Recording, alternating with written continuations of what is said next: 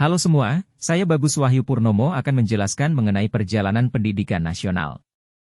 Pendidikan di Indonesia mengalami banyak perubahan dan perkembangan sebelum dan setelah kemerdekaan. Pengaruh Ki Hajar Dewantara sangat penting dalam menggambarkan perkembangan pendidikan di Indonesia. Sebelum kemerdekaan Indonesia pada tahun 1945, pendidikan di bawah pemerintahan kolonial Belanda cenderung terbatas. Pada awal kemerdekaan, arah pendidikan mulai ditentukan dan landasan pendidikan Indonesia mulai diletakkan. Pada masa kini, pendidikan masih terus berbenah dalam hal pemerataan dan senantiasa mengikuti perkembangan zaman agar tetap relevan. Sistem pendidikan pada masa kolonial didesain untuk memenuhi kepentingan kolonial, yang pada gilirannya mereduksi peran pendidikan dalam meningkatkan kesadaran nasional dan kemandirian bangsa.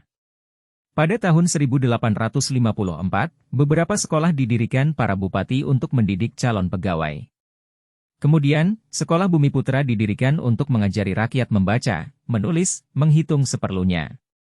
Rakyat yang diajari akan dijadikan pembantu dalam usaha dagang pemerintah kolonial. Pada puncaknya, pemerintah Hindia Belanda memberikan kelonggaran pada calon dokter muda Jawa untuk memperoleh pendidikan dan pengajaran di Stovia. Pada masa ini, kurikulum pendidikan diatur pemerintah kolonial dan lebih menekankan pada penanaman nilai-nilai khas Eropa. Bahasa pengantar dan buku-buku menggunakan Belanda. Pada awalnya, tidak semua orang dapat mengakses pendidikan, hanya kalangan priai dan bangsawan saja yang dapat menikmatinya.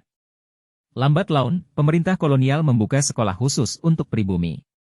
Namun, terdapat perbedaan besar antara sekolah Eropa yang dihadiri oleh anak-anak Belanda dan sekolah pribumi yang dihadiri oleh anak-anak pribumi. Sekolah-sekolah Eropa menawarkan pendidikan yang lebih baik, sementara sekolah pribumi kurang berkualitas. Berkat adanya sekolah kolonial yang memberikan kesempatan beberapa putra bangsa untuk belajar, muncul beberapa tokoh revolusioner yang menginginkan perubahan pendidikan bagi bangsa Indonesia. Beliau-beliau percaya bahwa pendidikan sangat penting dan mulai berupaya menyadarkan masyarakat akan hal itu. Pada 20 Mei 1908, berdiri organisasi Budi Utomo yang merupakan organisasi kebangsaan pertama dan berperan mendorong pendidikan serta perkembangan intelektual di kalangan penduduk pribumi. Pada 1912, Kartini melalui surat-suratnya menginginkan agar perempuan diperbolehkan untuk mendapatkan pendidikan seperti laki-laki. Pada 1922, Ki Hajar Dewantara mendirikan Taman Siswa di Yogyakarta. Taman Siswa lahir sebagai gerbang emas kemerdekaan dan kebudayaan bangsa serta sebagai jiwa rakyat yang merdeka dan bebas. Raden Maswardi Suryaningrat juga dikenal sebagai Ki Hajar Dewantara memperjuangkan akses pendidikan untuk semua lapisan masyarakat melalui Taman Siswa. Beliau merancang kurikulum pendidikan yang lebih relevan, mendukung penggunaan bahasa ibu dan bahasa Indonesia untuk mempermudah siswa dalam memahami materi dan menumbuhkan nasionalisme. KHD mengintegrasikan beragam budaya Indonesia ke dalam pembelajaran. Menurut Ki Hajar Dewantara, pengertian pendidikan adalah proses pembebasan, pencerahan, dan pembentukan karakter.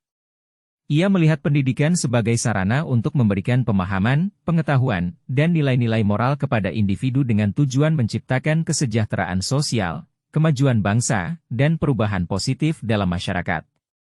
Ki Hajar Dewantara juga menekankan pentingnya hak pendidikan yang setara bagi semua individu, tanpa memandang status sosial, ekonomi, atau budaya.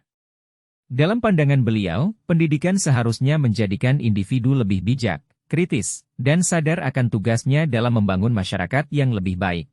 Pengaruh Ki Hajar Dewantara dalam pembentukan sistem pendidikan Indonesia sangat besar.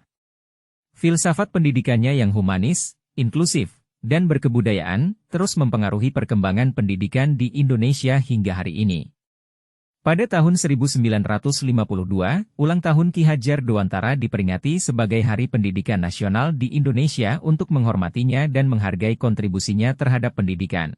Terima kasih, sampai jumpa.